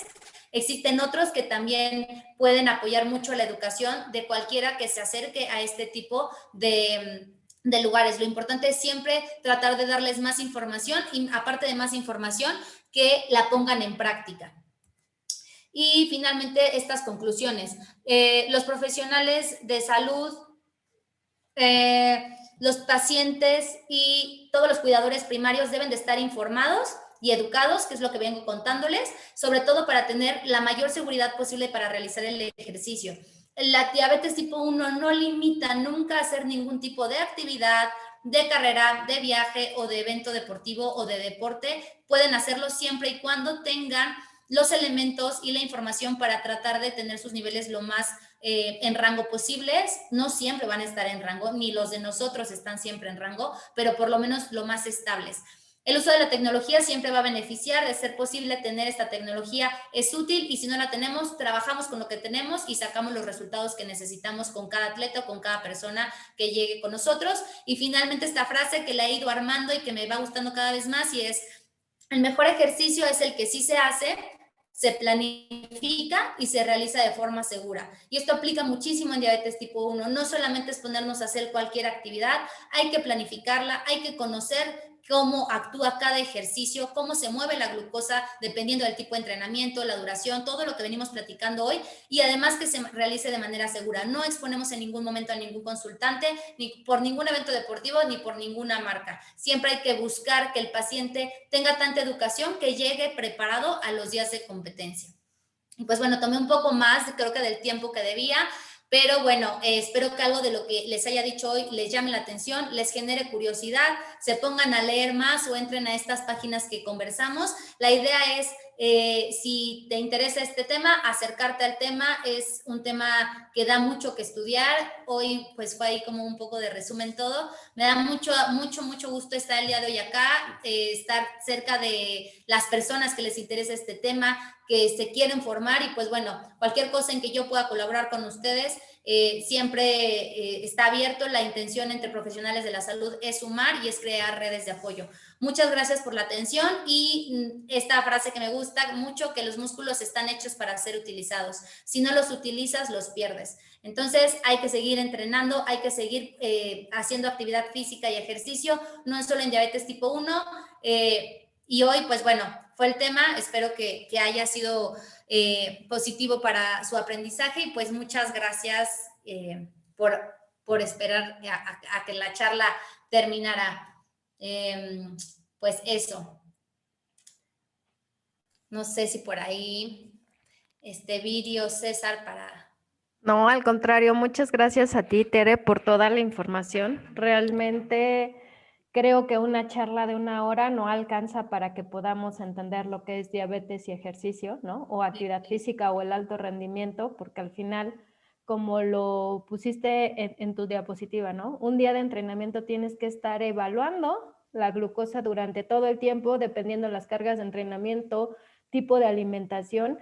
Y obviamente había algún tipo de preguntas, Tere, referente a qué tipo de carbohidratos son los que se pueden dar como de primera carga, ¿no? Ejemplos, o si se pueden utilizar gel, gomas, las famosas como tipo, no sé si es marca, las tabletas de glucosa. Sí, justo. Sí. Digo, y un poco el slide, ¿no? De los alimentos que veíamos por acá, justo nos da como toda la opción que podemos utilizar. Depende de lo que cada quien quiera, y hay unas cosas más baratas que otras, pero de manera general necesitamos, antes y después del entrenamiento, necesitamos alimentos de alto índice glucémico, como los que vemos en la tabla, cuando la glucosa es menor a 100. Posteriormente, si no estamos en ese momento, no es necesario que sean alimentos de tan alto índice glucémico, y durante el entrenamiento, por ejemplo, en una carrera que dura 2 horas, solamente si la glucosa va con tendencia hacia abajo podemos utilizar alto índice glucémico, y si no, nos quedamos con moderado. Las mezclas más comunes antes de entrenar va a ser algo que tenga carbohidratos complejos que no se absorban tan rápido, y a veces lo podemos mezclar con algo que tenga proteína o grasa, porque dijimos que la proteína y la grasa retrasan la absorción. Entonces, si lo que nosotros queremos es mantener el nivel, hacemos estas mezclas. Pero si lo que necesitamos es que suba rápidamente porque está en 90 y tiene que entrar a un partido, no le vamos a dar algo mezclado, le damos glucosa sola o algunos de estos geles que tienen glucosa con otros azúcares, que también son una opción. Los geles son muy prácticos. De hecho, el atleta que les presenté hace ratito utiliza este tipo de geles por la practicidad, ¿no? Lo puedes cargar, lo puedes traer en cualquier lado, pero claro, depende de la tolerancia gástrica de cada quien. Lo importante en cualquiera de estos es que los prueben antes, vean los sabores, con cuál es la mejor, y si no tienen ningún tema digestivo, no hay problema, y siempre mezclarlos con agua para que también se digieran de la mejor manera. Gomitas también se pueden utilizar. ¿Cuántas? Depende de cuántos carbohidratos tenga cada gomita, pero todos esos son opciones útiles. Y de las pastillas también son útiles. A mí me gustan mucho en el sentido de que son muy prácticas y puedes comerte las que ocupes, pero también como te queda como muy seca la boca, estarte hidratando para que pase un poco como el polvito. Ok, perfecto. Y en cuestión, por ejemplo, al estar monitorizando, tú comentabas que se puede hacer por medio de este dispositivo en el que tú vas pasando el teléfono y te va dando la medición, y obviamente traumatizas menos al deportista o al niño, ¿no? Que quiere practicar el deporte, pero te preguntan también qué tan caro es este tipo de dispositivo y también el tratamiento hacia la bomba de insulina. Sí, bueno, de manera general, este monitor te dura 14 días, o sea, este circulito que ven en la parte de abajo, que es el que te queda pegado y que parece que traes ahí como un curita todo el tiempo, queda pegado 14 días, y aproximadamente el costo por quincena es de 1,300. Entonces, alguien que se quiere poner el sensor todo el mes, son 2,600 de este monitor, que es el más barato.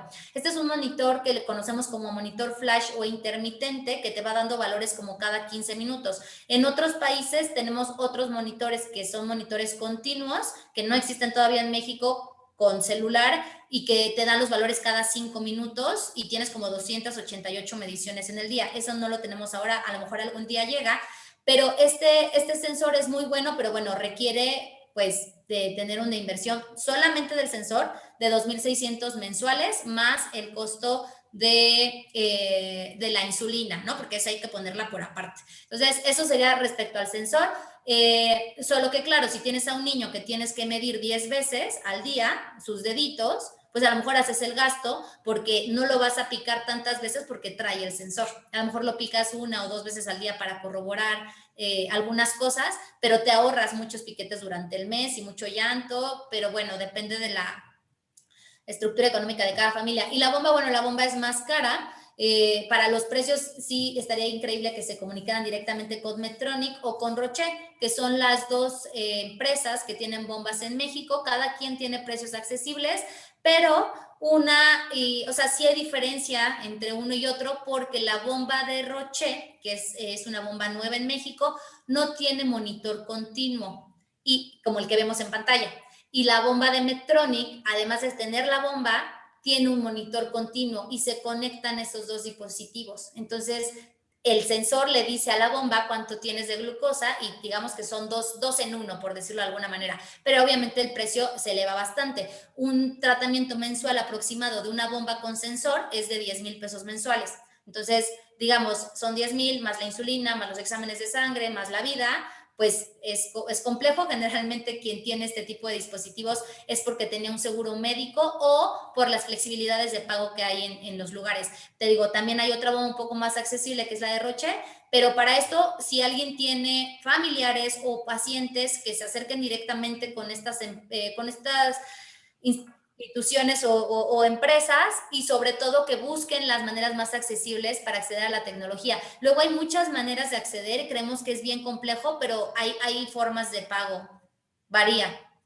Claro, y también hay asociaciones o a veces hay patrocinios hacia atletas, ¿no? También. Claro, eso está increíble. O sea, justo eso, o sea, a veces, muchas veces nos van a apoyar cuando ya demos marcas o cuando ya hayamos estado como en algún lugar importante, pero bueno, ojalá haya esta posibilidad de que los atletas que tengan diabetes tipo 1 se acerquen. Yo tengo atletas que sí tienen algún tipo de apoyo por organizaciones o este tipo de cosas y tengo a otros que pues no tienen, pero porque son un poco más recreativos, ¿no? No están como tanto en nacionales y estas cosas, pero pues siempre los papás hacen el esfuerzo para darles la mejor tecnología cuando se puede. Pero si no la hay, Viri, nos seguimos basando con el glucómetro de siempre y nuestra responsabilidad de profesional es saber utilizar lo que el paciente tenga.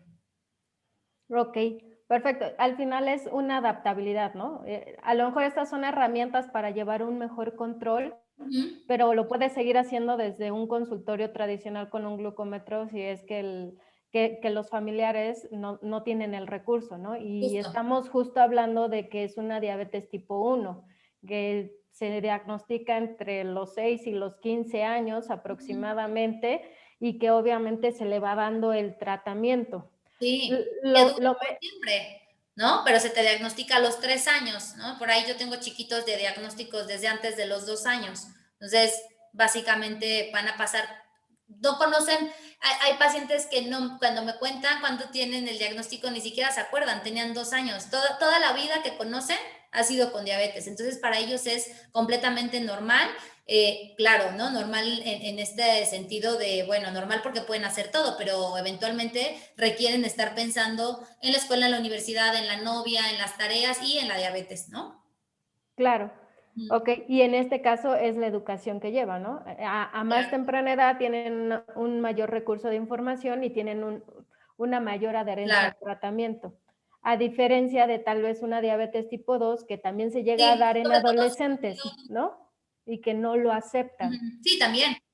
Sí, aunque no lo hablamos hoy tanto, porque la diabetes tipo 2 sí se puede dar en adolescentes, son bien pocos los casos, pero cada vez hay más justamente por el exceso de peso y los malos hábitos, pero con ellos generalmente el tratamiento siempre van a ser fármacos orales que no tienen riesgo de hipoglucemia, así es que el manejo es mucho más relajado, no tienen hipoglucemias casi nunca. ¿Qué más?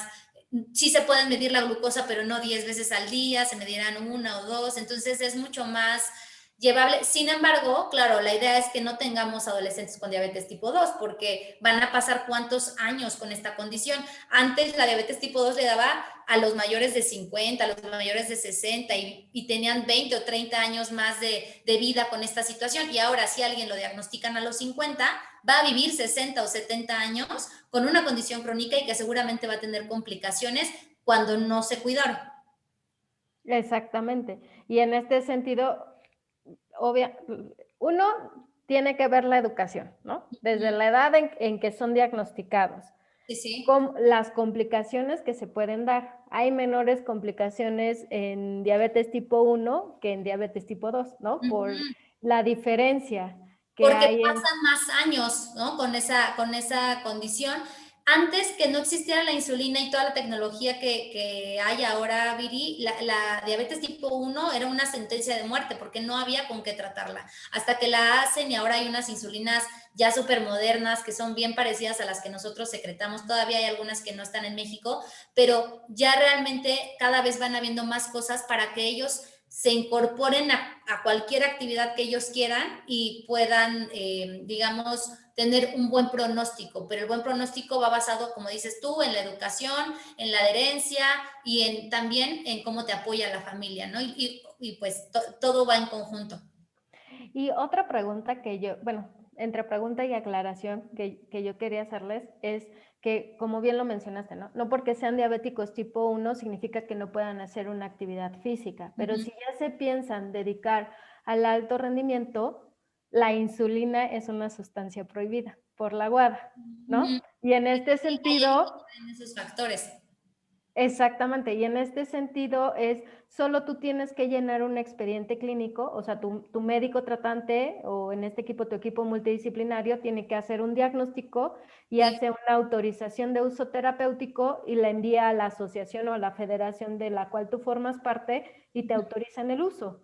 Claro. O sea, tampoco es como de ya si eres alto rendimiento ya va a salir la insulina y ya eres, y te van a castigar 4 años. No, o sea, hay atletas con diabetes tipo 1 que pueden utilizar la insulina como tratamiento porque obviamente es el ideal, solo tenemos que hacer exacto, y solo tenemos que hacer un buen diagnóstico, entregar un buen expediente para que les autoricen el uso. Claro, sí, y eso pasa en otros escenarios, o sea, por ejemplo, incluso para tomar un avión, ¿no? O sea, normalmente no te dejan subir jeringas, ni vidrio, ni nada como los viales. Para todas esas cosas como diferentes, hay que siempre llevar un reporte de que vives con diabetes, de que tienes que viajar con tu insulina, incluso tienes que viajar con tu glucómetro, ¿no? Y ya, pues trae la aguja y tal. Entonces, todo eso hay que prepararlo previamente, porque claro, si no llegas al aeropuerto con todas tus cosas y no te dejan subir con nada, o en este caso te quieres apuntar para cualquier evento deportivo y si hay este tema de valoración de sustancias,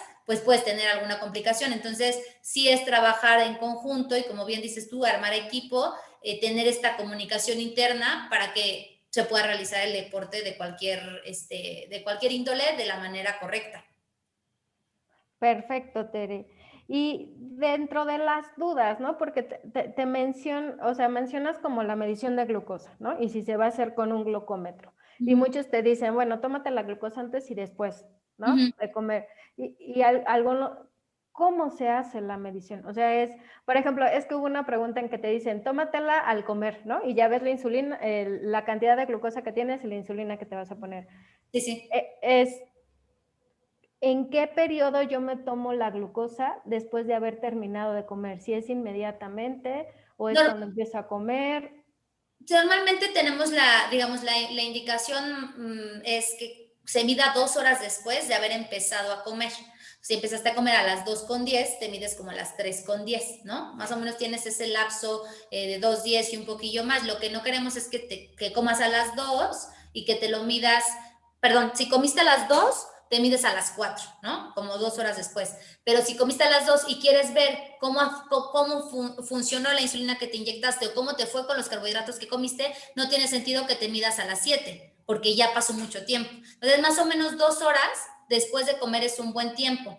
¿Y cuántas veces tienen que medir en el día? Justamente les decía como que entre 7 y 10, porque mediríamos antes de desayuno, después de desayuno, antes de comida, después de comida, antes de cenar, después de cenar, antes de dormir, en la madrugada, que también medimos a las 3 de la mañana, que es cuando más riesgo de hipoglucemia hay. No tienen que medirse toda la vida, pero sí hay un ajuste en el tratamiento, y como un par más que ocupamos para ver si me siento mal, me tengo que medir, entonces sumamos otra, ¿no? Y a lo mejor si voy a hacer una colación extra porque me dio hambre, me voy a comer una manzana y una pera, pues también me tengo que medir para saber cuánto inyectarme. Es básicamente todo el tiempo antes de tomar una decisión de comida que tenga carbohidratos, se tiene que medir. Y para saber cómo me fue con el conteo de carbohidratos y la selección de la insulina y poder ajustar cosas en mi tratamiento, que son dos conceptos específicos, que es el ratio y la sensibilidad, que es, digamos, el ratio es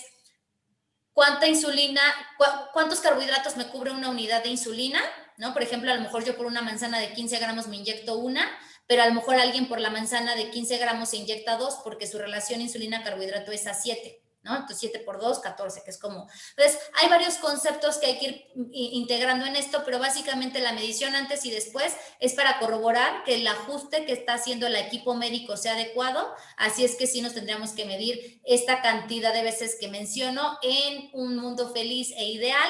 Luego ya vendrá que habrá una familia que se mida 4 veces al día y hay que irlas repartiendo cuando creemos que es más necesario. Ok, perfecto. Pero obviamente todo esto va a depender del tipo de paciente, tipo de actividad que practiquen y obviamente si es un deporte recreativo o va a ser ya un deporte de alto rendimiento. Me imagino que mayor rendimiento, mayor mediciones, ¿no? Claro. Y a lo mejor de una manera recreativa, pues nada más es en la parte educacional. Sí, totalmente, sí. El deportista con diabetes tipo 1 se va a medir más veces porque todo le puede cambiar, ¿no? Si empezó con un ejercicio de fuerza y acabó con 30 minutos de cardio, pues no va a saber bien cómo va a terminar la sesión, o si empezó el partido y luego otra vez tiene que estar otros 45 minutos jugando, pues hay que volverse a medir en el medio tiempo y hay que volverse a medir en la salida, ¿no? Y al rato volverse a medir. Realmente en deporte se aumenta el número de mediciones capilares para evitar riesgo de hipoglucemia. Ok, y en este caso, entonces, entre las 5 y las 7 horas después de que tú practicas el deporte es cuando hay riesgo de hipoglicemia, entonces Entre tienes 7 que medir. y 11. Esa sería como digamos, como la parte más medular, ¿no? O más de más atención, de 7 a 11 horas después. Pero esto no quiere decir que acabe ahí. Puede ser que alguien todavía tenga efecto del ejercicio hasta 12 a 24 horas porque sigue sensible, ¿no? Y también el riesgo de hipoglucemia es porque se repone, más bien el riesgo de hipoglucemia es porque se reponen los depósitos de glucógeno muscular y glucógeno hepático. Entonces, o sea, la experiencia un poco es que donde está el foco, Viri, es entre 7 y 11 horas después, y lo ves en su reporte y es como relojito, ¿no? Le preguntas, ¿a qué hora entrenaste? A las 12, y a las 7, a las 8 de la noche tienen la hipoglucemia, ¿no? Y al siguiente día le vuelves a preguntar, ¿a qué hora entrenaste? A las 3 de la tarde, y a las 10, 11 de la noche ya tienen la hipoglucemia. Es como bien recurrente. ¿Qué hay que hacer ahí? Pues ya hacer ajustes y decir, bueno, para tu dosis de la insulina de la comida te vas a ajustar y vas haciendo como esos ajustes personales y siempre escuchando un poco las sensaciones del deportista. No es que tú hagas todas las decisiones solo, es el equipo médico y siempre hay que tener comunicación, porque lo que queremos es que el paciente se vuelva independiente, el consultante. Entonces, no es que siempre le digamos qué tiene que hacer, sino que él poco a poco te diga, oye, yo como que creo que me dijiste que le bajara el 20% de mi insulina, pero le bajo el 20% y de todas maneras me siento mal, o sea, se me baja. Creo que deberíamos de ponerlo un poquito más. Y entonces vas dialogando de manera que también no tenga que el equipo estar todo el tiempo presente, porque es una condición que va a durar toda la vida. Y el que tiene que hacerse más responsable es el paciente, siempre y cuando, pues claro, tenga esta posibilidad de recibir tanta educación. No todos lo tienen. Ok, perfecto. Y entonces, ¿cuál es el horario para que un paciente con diabetes pueda hacer ejercicio? Pues bueno, el horario va a depender, porque si es un atleta de alto rendimiento va a ser cuando le digan, ¿no? No va a poder decidir cuándo hacer el ejercicio. Si se entrena a las 7, pues entrena a las 7 y a ver cómo le haces para que a las 7 estés en los rangos que tienes que estar. Entonces, si están en este deporte como ya de alto rendimiento, lo que nosotros tenemos que hacer es ver cómo nos vamos a ajustar para que él pueda entrenar a las 7, para que él pueda competir en un torneo, en lo que sea, a esa hora. Si no fuera de tan alto rendimiento y fuera más recreativo, pues depende del horario que tenga libre. Lo que sí es que dependiendo del horario, por ejemplo, si me dijera un paciente, Tere, yo desayuno a las 8 y no hay momento del día que yo esté libre más que a las 9. ¿No? O sea, desayuno a las 8, se inyectó a las 8.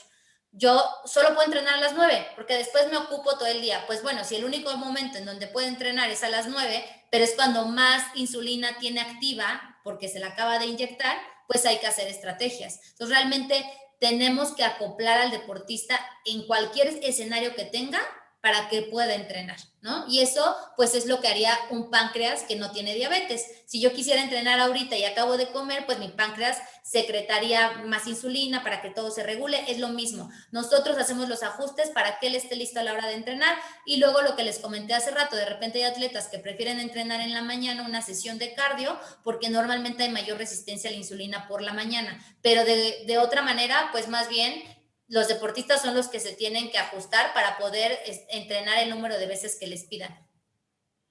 Ok, perfecto. Pues muchísimas gracias, Tere. Gracias por estar con nosotros. Es un gusto tenerte. La información que nos brindaste realmente creo que fue demasiada para todo lo que esperábamos y que todo lo que queremos saber sobre diabetes, ¿no? Porque se nos complica esta parte de la actividad física con el deporte.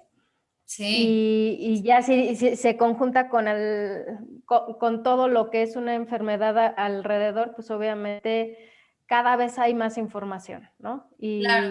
lo más importante es eso, mantenernos informados y que gente como tú, tan joven, tenga tanta información, que la quiera vertir y como bien lo dices, ¿no? Que formemos grupos de ayuda, que formemos esta opción de que todos podemos ayudar y yo la verdad es que te estoy agradecida. Nosotros llegamos a tener un paciente con diabetes y Tere fue así de, yo les doy la información y mándenmela y realmente es que siempre está en toda la disponibilidad de ayudarnos y vaya, eres una profesionista extraordinaria, Tere. Muchas gracias por estar con nosotros.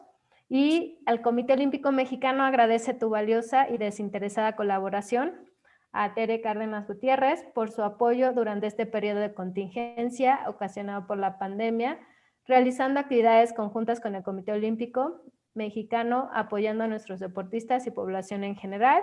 Firma el licenciado Carlos Padilla Becerra. En breve te hacemos llegar tus constancias, Tere. Súper.